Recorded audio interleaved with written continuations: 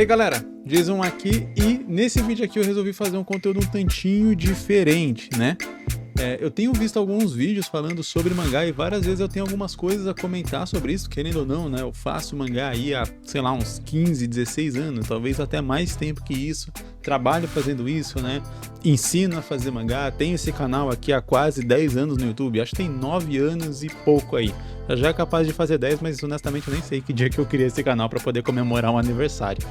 E eu pensei, pô, talvez seria interessante reagir a esses vídeos aqui, né? A gente tá numa onda de react aí no YouTube e pensei, vamos tentar. Se você gostar, deixa aqui nos comentários. Se você não gostar, deixa aqui nos comentários também, que eu quero saber a opinião de vocês. Vamos ver se é um conteúdo interessante. O vídeo que eu peguei aqui pra gente ver se chama O Quão Difícil é Criar um Mangá. Eu ainda não consegui, do canal Mozart Visual. Então a gente vai dar play aqui e assistir, e eu vou ir pausando conforme eu tiver alguma coisa para comentar e tal. O vídeo é um pouco longo, então coloquei ele ali no 1.25, né, pra gente conseguir ver ali e pra não ficar um negócio tão extenso quanto eu imagino que vai ficar, porque vocês me conhecem, sabem que eu sou prolixo pra caramba, então tem chance desse vídeo ter o dobro do tempo aqui do vídeo original do Mozart. E já quero aqui agradecer, né, e falar, pô, se você gostar aqui, dá uma conferida no canal do Mozart, vou deixar ele linkado aqui na descrição, e o vídeo original vai estar aqui nos cards também, pra você poder acompanhar lá, beleza? Vamos lá. Criar uma história em quadrinhos. Ou mais especificamente, o quão difícil é criar um mangá. Dificilmente a gente para pensar nisso enquanto estamos lendo nossas histórias favoritas. Afinal, nosso intuito ali é saber o que vai acontecer na próxima página, o que vai acontecer naquele capítulo, se nosso personagem favorito vai aparecer, se o protagonista vai realmente vencer aquela batalha. Sim, ele vai vencer.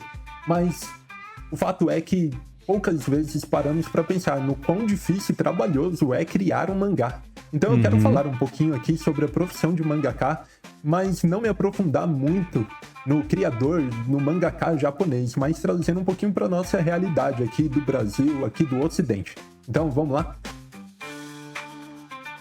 Top. Gostei da intro. Certo, eu separei aqui 6 pontos que dificultam bastante a criação de uma história em quadrinhos. E como eu falei, mais especificamente o mangá. E depois disso eu queria também compartilhar um pouquinho da minha experiência criando mangá. Para quem não sabe, eu sou ilustrador, desenhista e tenho trabalhado ativamente com isso. Não apenas com mangá, mas tenho sim criado páginas de quadrinhos. Enfim, eu quero falar disso mais pra frente. Mas o primeiro ponto que eu queria tratar aqui hoje é a quantidade de desenhos que um ilustrador, que um mangaka tem que fazer para criar um capítulo. Afinal, cada capítulo, pensando lá na publicação japonesa, vai em média de 15 a 20 páginas. O que pode até parecer pouco, mas é muito difícil, é muito complicado. São muitos desenhos ali, desenhos de alto nível, porque todo leitor ele quer ver, página a página, um quadro ali, uma ilustração impactante que o mantenha preso. Se a ilustração, se o desenho do mangá não é bom, isso nos tira um pouco da história. Nos tira um pouco da história se o rosto do personagem não está desenhado de maneira adequada, se o cenário não aparece. Enfim, eu vou dizer por mim que eu gosto muito de desenhar personagem, mas quando é para desenhar cenário é uma luta, é realmente complicado. Esse eu acho que é a principal dificuldade da maior parte, né, cara, dos artistas. Isso que ele falou é muito verdade, né? Você tem que desenhar muita coisa, cara. Então, quando você vai fazer um mangá, né, você sai às vezes só de desenhar por hobby ou algo assim, você vai fazer um mangá, eu acho que o primeiro grande baque é isso, né, cara? Você tá acostumado a desenhar lá, beleza, eu comecei aqui a fazer um desenho, terminei aqui, fiz um personagem, fiz um cenário legal, bacana, tá finalizado. No mangá, tipo assim, você faz isso a cada quadro, e aí depois que você completa lá um número X de quadros, você completou uma página, legal. Agora tem mais tantas para você completar um capítulo, para completar a história, então nem se fale. E a maior parte dos artistas vai gostar mais de desenhar realmente personagens, né? O que a gente mais se conecta, mais começa. E aí o cenário ele vai ser naquele negócio que a gente vai se obrigando a fazer. Com o tempo eu acredito que até cria gosto. Eu particularmente criei bastante gosto por desenhar cenário, eu gosto bastante, mas eu tenho que dizer que é bem mais complicado, né? Desenhar o cenário é uma coisa um pouco mais técnica, enquanto desenhar o personagem é um pouco mais intuitivo. Então, basicamente, é mais divertido desenhar o personagem do que o cenário. Então, concordo bastante com o que ele falou aqui. E você pode perceber, naquele mangá que você lê, que geralmente são poucas essas páginas se o cenário aparece. E se aparecem muitos cenários, é porque aquele mangá já é um mangá de sucesso, já é um mangá com muitos assistentes que estão trabalhando junto ali com o autor. Então é importante a gente aqui lembrar. Sim, os cenários são 100% feitos por assistente. O autor, no máximo, faz os personagens principais. Então, figurante, cenário, quando é um mangá de publicação assim, é assistente. Que geralmente lá no Japão, um autor ele não trabalha sozinho, ele tem ajuda de auxiliares, de assistentes. Tem assistente para desenhar cenário, tem assistente para arte final. Mesmo assim, não podemos dizer que seja fácil. Mesmo eu assisti esse vídeo, é muito porque bom. O criador, ele costuma ser aquele que desenha todo o rascunho, cada quadrinho, cada página, e ali os assistentes dele vão ajudando ele com tudo isso. Mas não se engane, continua sendo muito difícil. Afinal, 15, 20 páginas por semana, faz essa conta, dividido por 7, é um número incrivelmente alto. Aqui no Brasil é comum... E ele ainda dividiu por 7, né? Quer dizer, você não vai tirar folga um dia sequer. E é geralmente o que os mangakas fazem mesmo, não tem folga não. Editoras já pensarem que um autor de quadrinhos ele vai desenhar uma página a cada 2 dias. 20 páginas daria muito tempo. Eu sou ruim de matemática. Mas, enfim, 2, 3, 4, 5 páginas por dia é um número absurdo. E ainda mais na qualidade que eles entregam é impressionante. Então, esse foi o primeiro ponto do porquê criar uma história de mangá é tão difícil. O segundo ponto é que as histórias precisam ter uma narrativa dinâmica e envolvente. Imagina você criar cada capítulo com uma história de começo, meio, fim, ao ponto que o leitor ele fica preso, desejando o quanto antes ler a próxima história, o próximo capítulo. Isso é muito difícil, porque exige uma consistência narrativa. Quando você está escrevendo um livro, é a mesma coisa. Você separa em capítulos, porque sabe que no final de um capítulo ele já tem que chamar o leitor para o próximo. O leitor ele não pode ficar desanimado. Isso exige um ritmo de leitura, um ritmo de narrativa muito difícil de fazer. Ou seja, o mangaka, o autor ali de história em quadrinhos, ele não precisa apenas desenhar bem. Isso é fundamental, sim, mas ele também precisa saber muito como contar uma história. Isso daí, cara, com certeza é um dos principais. Acho que a maior parte das pessoas consegue ter uma ideia, mas passar da ideia para realmente uma história, para uma narrativa, para algo que vá realmente entreter uma pessoa que não conhece aquele autor, que não conhece aquela história, que não tem nenhum vínculo emocional ou de ligação e gostar daquela história, isso é os 500, né? É realmente algo que você vai aprendendo com prática, aprendizado, estudo, esse tipo de coisa. Aquela história ser envolvente, como aquela história ser interessante. Não basta ter uma ideia de algo interessante, você precisa manter aquilo interessante a cada virada de página. Cada página tem que ter alguma coisa que te chame a atenção e que vai competir com tantas outras coisas que nos distraem hoje em dia, como o celular, por exemplo. Como é comum a gente ler alguma coisa com o celular ali do lado, tocando notificação, com alguém querendo falar com a gente. Então, o criador de história em quadrinhos, ele tem que estar ciente que cada página tem que trazer alguma coisa, algum elemento que vai continuar prendendo o leitor. Esse ritmo, ele não pode ser perdido. E isso é muito difícil de fazer. Mas diz aí, cada tema merece um vídeo específico, né? Isso é algo que eu vou trazer mais pra frente. E vamos lá para o terceiro ponto, que é criar personagens carismáticos e únicos. E é muito comum na indústria de mangá falarem a respeito de que o mangá é feito de personagens, uma história é feita de personagens. E eu concordo e penso que isso vai para todo tipo de mídia, não apenas mangá, mas filme, novela, livro, enfim. Qual mídia você pensar aí? Cada história... O jogo ele tá incluso também, só que o jogo ele tem uma artimanha que é muitas vezes colocar o personagem para ser você interpretando aquele personagem. Então você vê vários jogos onde você tem a criação de personagem ali e o seu personagem não tem falas ou algo assim, porque é para você imaginar o que você estaria falando. Então ele não cria uma personalidade muito definida para aquele personagem, ao contrário de alguns jogos tipo, sei lá, os Final Fantasy, Assassin's Creed, onde você controla um protagonista que foi criado para aquele jogo, é exatamente para você tentar assumir aquele papel. E aí, enfim, mas mesmo assim você tem os outros personagens que vão interagir ali e que eles sim precisam ter todo esse detalhe de criação e tal, então acaba valendo, inclusive para jogo, essa questão dos personagens. Ela necessita de personagens intrigantes, personagens que eu quero acompanhar a história dele, que eu me engajo com um motivo, com um sonho, com um objetivo daquele personagem, quero chegar até o fim da história dele, quero saber o que acontece com ele. Se o personagem é ruim, se a história dele não é interessante, se a motivação dele é banal, isso nos afasta da história rapidamente. Então, imagina agora, somando as coisas, é um volume de desenho muito alto, a história precisa ter uma narrativa que segue interessante em todo tempo, e o personagem, a criação dos personagens precisa ser perfeita. Não basta uma história ter um plot legal, um enredo legal, e aquele personagem eu não querer acompanhar ele. E talvez não seja um exemplo aqui de mangá, mas um exemplo de filme é Capitã Marvel. Ai, meu Deus, onde o filme até tinha um enredo interessante, tinha uma sinopse muito interessante, estava ali num contexto de MCU, de universo da Marvel, muito interessante, porém a personagem era um saco, a personagem era entediante, não tinha carisma nenhum, e no final, eu não sei você, mas eu não tinha interesse muito em continuar vendo ela, porque não gerava interesse, não dava vontade de torcer pelo bem da personagem.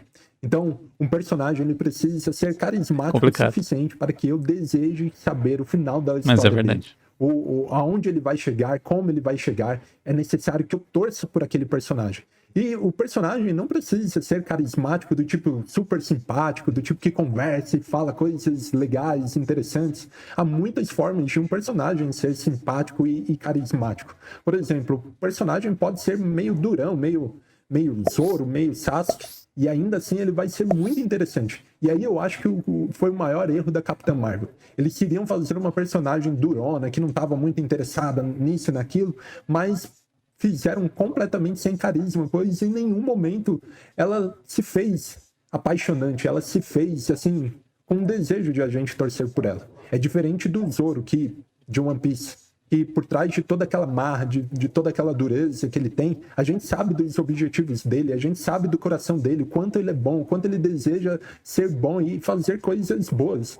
E até mesmo o Sasuke. A gente sabe que ele estava perdido nos seus sentimentos e ele estava ali em uma jornada de autodescoberta, numa jornada de se redimir. E isso é muito difícil de fazer. É muito difícil criar um personagem que vai gerar esse interesse até o fim. Mas me diz aí, que tipo de personagem você gosta mais? Tem um personagem que seja o favorito? Não precisa ser de mangá, mas deixa aí nos comentários. O quarto ponto é desenvolver um mundo interessante, um mundo coerente. E aqui eu quero citar alguns mundos, como o de One Piece, que ainda que seja um mundo muito maluco, muito grande, com vários tipos de coisas acontecendo, cada capítulo que mostra o que está acontecendo no mundo é realmente incrível. Dá vontade de saber o que está acontecendo naquele mundo. Dá vontade de se aprofundar ainda mais em outras histórias que não apenas do Chapéu de Palha. E eu realmente acompanharia muitos spin-offs naquele mundo. Isso é um negócio interessante, cara. Eu pausei aqui num momento não muito legal pra ele, né? Pronto. Melhorou. Isso é um negócio interessante, cara, porque às vezes a gente tem uma vontade de criação de mundo tão grande e de explorar o nosso mundo, e que nem ele fala, eu gostaria de ver spin-offs no mundo de One Piece, a gente gostaria de ver outras coisas que estão acontecendo no mundo de One Piece, mas você cria essa vontade exatamente porque o autor, ele demonstra pra você que existe um mundo maior do que ele tá mostrando, mas ele tá focando naquilo que importa naquele momento pra ser mostrado. E isso é algo que é preciso tomar cuidado. Na nossa ânsia de criar um mundo vasto e mostrar um mundo vasto para o nosso leitor, a gente mostrar só o mundo e esquecer do foco principal, que é a história que a gente está contando naquele momento. Exatamente, às vezes você querer mostrar um mundo vasto para o seu leitor é o que vai fazer com que ele não tenha interesse em acompanhar esse mundo vasto. E quando você mostra o foco ali da sua história, mas dando a entender de que existe muito mais, vamos dizer assim, fora da lente da câmera, fora do que a lente da sua câmera ali está mostrando naquele momento, é o que faz o leitor ter vontade de explorar ali. Não sei se fui bem sucedido, mas é muito do que eu tento fazer com o Makai Meio. Não sei, cheguei a receber vários comentários de pessoas que realmente se interessaram e elogiaram bastante o mundo, então fico muito feliz, acredito que tenho sido mais ou menos bem sucedido, e é um negócio que eu tento tomar cuidado exatamente com isso, de mostrar ali, esse é o foco da minha história, e dentro dessa história eu vou dar pitadas do que existe nesse mundo a mais, mas eu não vou expandir tanto isso daqui para não perder o foco do que é realmente o centro da atenção no momento. Acompanharia uma história que não se passa, que não está contando apenas o que se passa com o Chapéu de Palha. E eu acho muito inteligente do Oda separar sempre alguns capítulos para contar essas histórias. E até mesmo nas histórias de capa, onde ele sempre está desenvolvendo personagens... O lance das histórias de capa de One Piece é uma sacada muito genial, cara. Muito genial mesmo. Secundários, que já perderam ali seu tempo na história contínua do mangá, mas que ainda assim atraem o público. E ainda assim é muito legal saber o que está acontecendo com eles. E essa criação de mundo, e podemos chamar de world... E esse negócio aí das capas, inclusive, mostra exatamente isso que eu acabei de falar, né? Quer dizer, você está expandindo o mundo, mostrando ali que os personagens estão vivendo suas próprias vidas, estão seguindo seus próprios caminhos, estão fazendo suas próprias coisas, realizando suas próprias ações e tal, só que sem você precisar necessariamente parar a trama que tá rolando naquele momento para você contar alguma coisa que não é tecnicamente relevante para aquela trama, para aquela história que está sendo contada. Ela só é relevante, entre aspas, não é nem relevante, mas ela só é interessante como realmente o world building que ele tá falando aqui, só como a construção daquele mundo. Então você não precisou fazer isso. Como eu disse, a sacada de fazer isso nas capas é sensacional. Você pode fazer também, sei lá, colocar uma página final da sua história onde mostra alguma coisinha assim e tal. Esse tipo de coisa de mostrar que o mundo tá vivo e tá acontecendo ali, isso cria muito essa sensação de que é um mundo de verdade e não só um papel que foi criado ali para contar uma história. Building, ela é muito complexa. E eu não quero me atentar aqui apenas em mundos fantasiosos, como o de Naruto, como o de Bleach, mas até histórias que se passam num teórico mundo real. Porque ainda assim é necessário que construamos algo coerente para aquela história. Construamos uma construção de frase boa. Personagens que fazem parte daquele mundo, e personagens que muitas vezes serão totalmente coadjuvantes, só vão aparecer de vez em quando, mas que ainda assim contribuem para um mundo onde a história se passa. E histórias, slice of life, histórias do mundo real, elas tendem a se fechar num mundinho pequeno. Porque vocês ampliar muito o mundo, ficaria muito fácil de se perder na história, de começar a abrir pontas soltas que depois ficariam complicado de fechar e amarrar tudo direitinho. Por isso que geralmente esse tipo de história se contém muito no personagem e vai trabalhando o seu mundo ao redor de pouco em pouco. Agora vamos aqui para o quinto ponto, que é a concorrência gigantesca. Todo mangá ele já nasce com uma centena, milhares de outros mangás que estão sendo publicados ao mesmo tempo. E criar uma história que vai concorrer com tantas outras já famosas e outras iniciantes com potencial gigante é muito difícil. É muito difícil você criar aquela história que você tanto ama, mas que já tem outras centenas iguais à sua.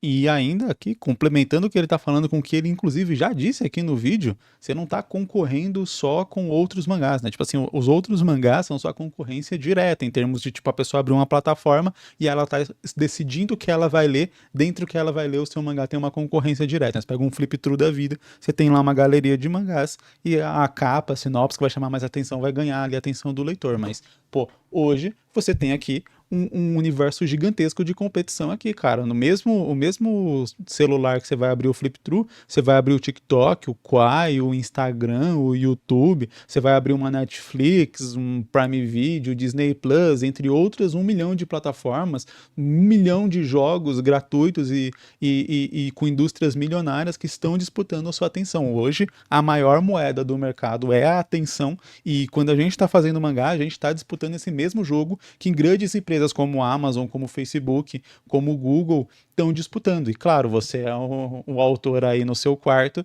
e eles são empresas bilionárias, quase trilionárias, né? Então é uma competição que tem se tornado cada vez mais complicada. Mas claro, obviamente que essas empresas estão brigando por números em bilhões, e você tá brigando ali pela, sei lá, sua centena, seus milhares de leitores ali. Pô, milhares de leitores já é legal pra caramba, você tem ali, sua história foi lida 1000 vezes. Pô, isso aí já é ótimo. Então, por mais que seja uma disputa completamente dispar, né? Tipo assim, a diferença entre nessa disputa é muito grande, mas você também, o que você precisa buscar como autor não é tão grande quanto essas empresas estão buscando também.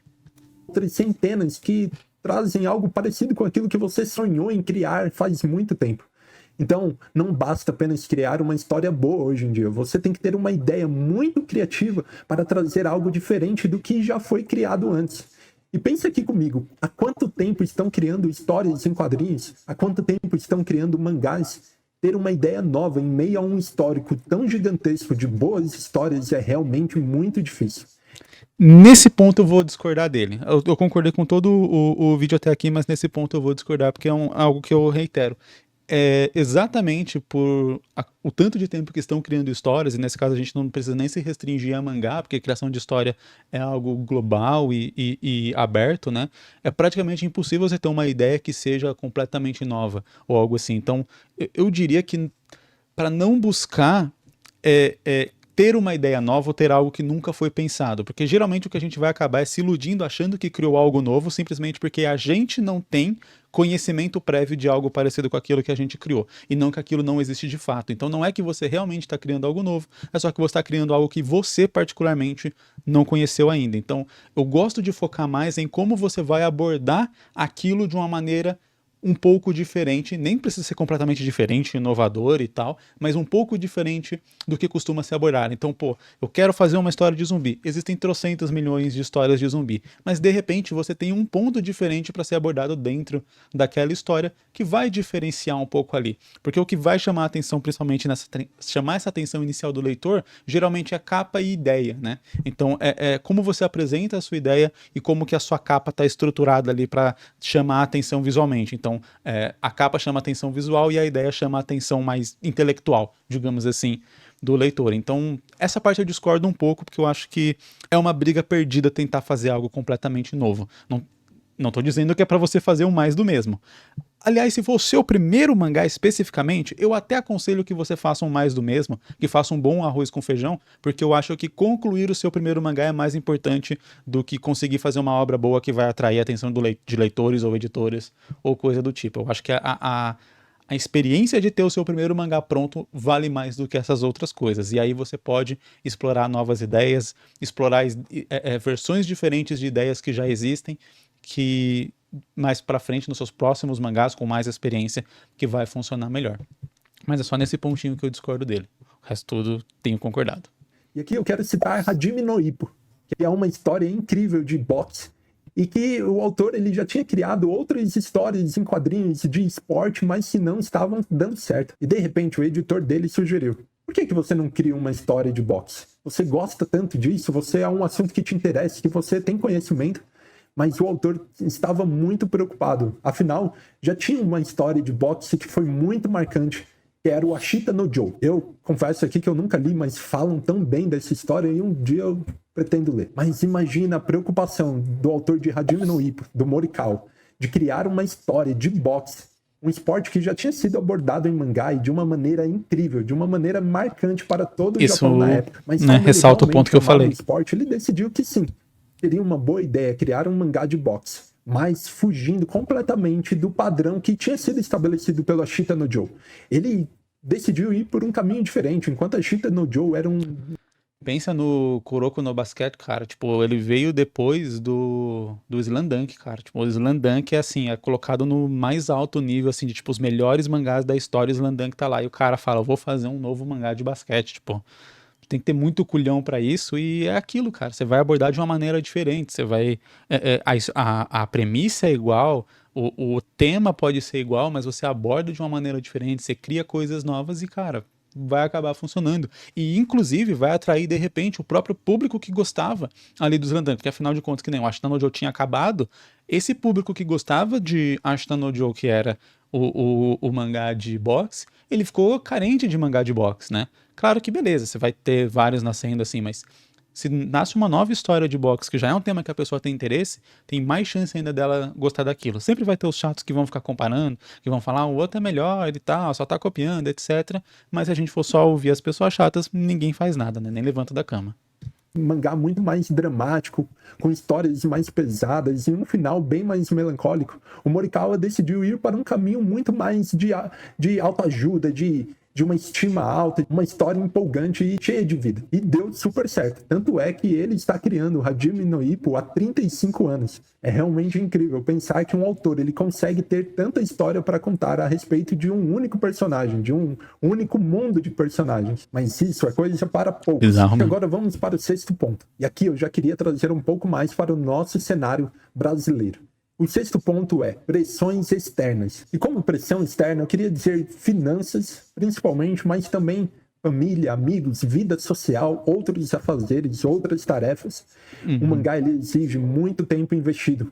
exige que você realmente mergulhe naquela história, pense nela 24 horas por dia. Afinal, você tem um prazo muito pequeno para criar aquela história. E aqui no Brasil ainda, em que parece ser impossível você viver financeiramente. Assim, no Brasil você não tem necessariamente um prazo muito pequeno para criar história, porque né, no Japão lá, beleza, você tem realmente, se você entra numa revista, entra numa estrutura, mesmo no Brasil, se você entrar numa estrutura que, por exemplo, você fala, meu mangá, o capítulo sai mensalmente, beleza, aí você vai ter o prazo ali que você definiu, mas em tese, assim, na maior parte dos casos, a maior parte das publicações é independente e tal, então não existiria essa questão do prazo tão definida, mas só tô ressaltando isso, mas eu concordo totalmente com o ponto que ele tá comentando aí, e algo que eu direto comento aqui nos vídeos também. Apenas do mangá, imagina você ter que criar uma história em quadrinhos, tendo que trabalhar em outro emprego.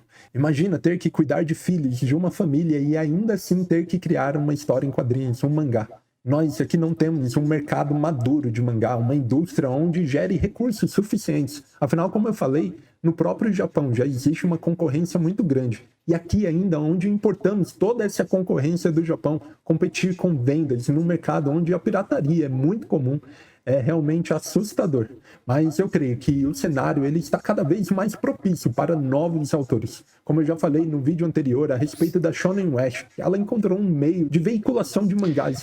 Eu vou aproveitar isso aqui e falar, gente, eu vou falar da Shonen West, eu conheço essa iniciativa, é só que eu não tive tempo ainda para estudar a fundo para poder falar e tal. Eu não queria só, tipo, falar alguma coisa superficial. Eu queria realmente abordar um pouco mais.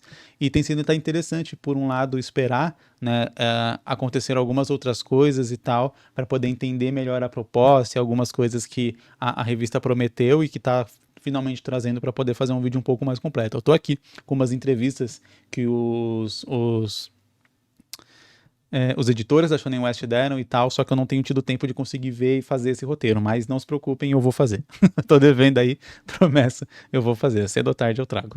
Nacionais muito interessante por assinatura, online, na internet, e eu creio que muitas outras iniciativas podem surgir através disso, como temos a Flip Through, como temos a Action Riken e tantas outras. O próprio Catarse, financiamento coletivo, ajuda a suprir um pouco dessa carência de um mercado financeiro robusto e bem estabelecido. Mas imagina isso, você tendo que mergulhar numa história, preocupado se vai ter como pagar as contas do mês, como pagar um boleto do aluguel, como pagar a alimentação e a escola das crianças. Realmente não é um cenário fácil e é por isso que criar um mangá aqui no Brasil é extremamente difícil. Eu confesso que ali, desde pequeno, eu sempre sonhei em trabalhar com quadrinhos. Eu cresci lendo revistas da DC, como Liga da Justiça, Batman. Meu irmão, na época, era colecionador dessas revistas. Depois eu conheci Cavaleiros do Zodíaco na Manchete e mais pra frente Dragon Ball.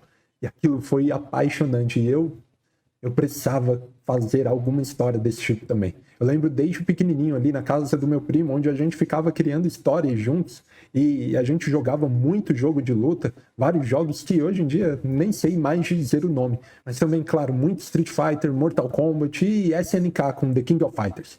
E todos aqueles personagens eram incríveis, eram marcantes, e eu queria criar histórias desse tipo. Eu lembro dos vários cadernos que eu tinha quando eu era pequeno, desenhando e criando histórias e personagens para, de alguma forma, fazerem parte de um jogo de luta. E também me lembro muito bem do primeiro mangá que eu comprei, que foi um Cavaleiros do Zodíaco, na banca de jornal que tinha na rua da minha escola. Foi uma sensação incrível pegar aquele mangá pela primeira vez e descobrir que o desenho do mangá era completamente diferente do estilo de desenho do anime, mas ainda assim era apaixonante ver o trabalho de retícula, de rachura que era feito naquele mangá. E mais pra frente fui comprando outros, Evangelion também, eu comprei sem saber do que se tratava aquela história, eu só sabia que todo mundo estava falando muito bem e convenci a minha mãe de comprar aquele mangá porque ela leu Evangelion, então achou que poderia ser uma história cristã, mas era incrível. Enfim, eu cresci querendo desenhar mangá, mas no cenário brasileiro, mal sabia ela, isso nem parece ser uma profissão, não parece poder ser possível trabalhar com isso, eu fui deixando de lado esse meu sonho.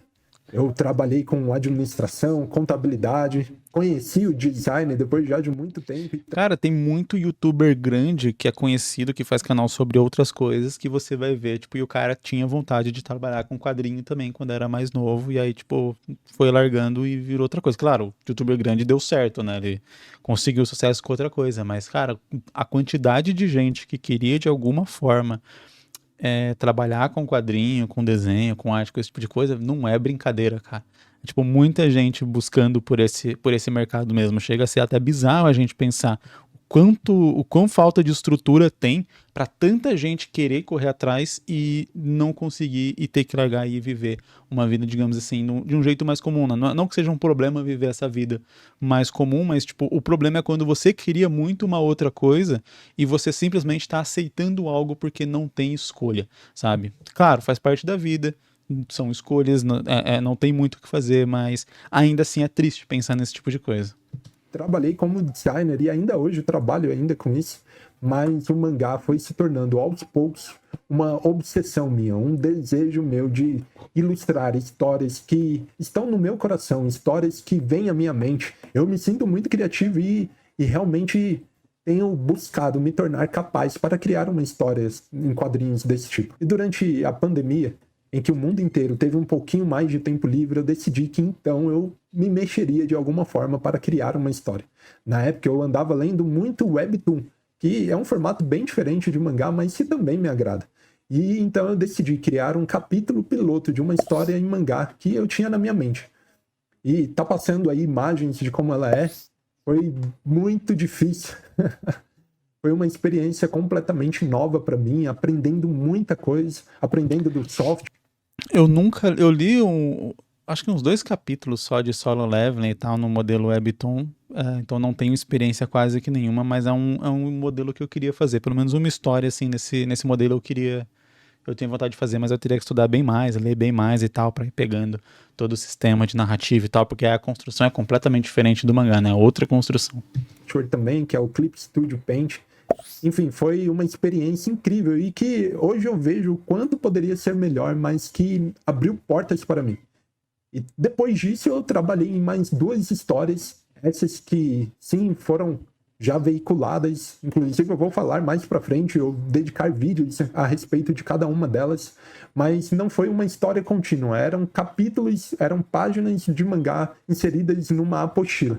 E ali é uma apostila cristã, uma apostila bem legal, onde eu pude, de novo, ter uma experiência muito grande, aprendi muita coisa, e eu considero que são 2 filhos incríveis que eu tenho, um que é tudo junto e misturado, e outro que é fé que nos torna heróis. E em cada uma delas eu criei uma série de personagens, eu criei um contexto ali onde eles eram amigos, e enfim, cada um deles com a sua própria personalidade, estilo, jeito de falar, mas devo dizer que foi realmente difícil, não é simples, dada tantas outras obrigações e compromissos do dia a dia que a gente tem. Por isso aqui eu queria dizer, valorize aquele teu amigo que cria histórias em quadrinhos. Seja no estilo mangá, seja comic, seja uma tirinha. É muito difícil, é muito complicado, mas também é incrível ver as histórias e tudo aquilo que essas pessoas criam. Eu queria aqui dar um grande abraço em todo criador de história em mangá, de quadrinhos, que esteja aí assistindo. E vamos juntos, né? Vamos juntos. Daí ele baiteou a gente, né? Porque ele falou aqui no título, eu ainda não consegui. E ele conseguiu, cara. Ele fez. Parabéns aí, cara. Você conseguiu e tal, tá fazendo. Tipo, é difícil pra caramba, eu concordo, mas acho que de pouco em pouco você vai conseguir fazer. E aí entra aquele negócio que eu falei, né? Quando você tá publicando de maneira independente, você tem meio que esse prazo ao seu favor. Então, o importante é continuar fazendo continuamente, né? Ir tentando, de pouquinho em pouquinho, nem que você faça um quadro por dia e tal, uma hora a sua história vai chegar ao final. Se você fizer isso. Se você não fizer, aquele tempo vai ter passado de qualquer jeito. Então, faça pouco, mas faça sempre, cara. E ele conseguiu, né? O Mozart aqui conseguiu. Então, ele baiteou eu aqui no título. Fortalecer esse mercado nacional, vamos juntos criar histórias incríveis que inspiram tanto quanto a gente já foi inspirado por uma história um dia. E aqui eu queria convidar você que está assistindo esse vídeo. Se gostou dele, deixe o seu like Eu vou deixar o like aqui já. Inscrito do canal e acompanhar mais conteúdos deste tipo. E o meu nome Não conheci o canal dele, vou me inscrever aqui também. Visual, um lugar para falarmos de arte, cultura, entretenimento e muito mangá. É isso aí. E vou deixar o link, como eu disse aqui, para vocês também se inscreverem aqui no canal Mozart Visual, cara. Eu gostei bastante do vídeo, curti demais. O que eu tinha para comentar aqui, eu comentei já ao longo aqui do vídeo. Se você gostou desse formato aqui de conteúdo, deixa nos comentários, né? Eu preciso saber o que vocês gostaram, né? Dá seu like aqui para dar aquela força também, novamente para saber se vocês gostaram. É assim que eu sei que vocês curtem e aí eu posso trazer mais assim.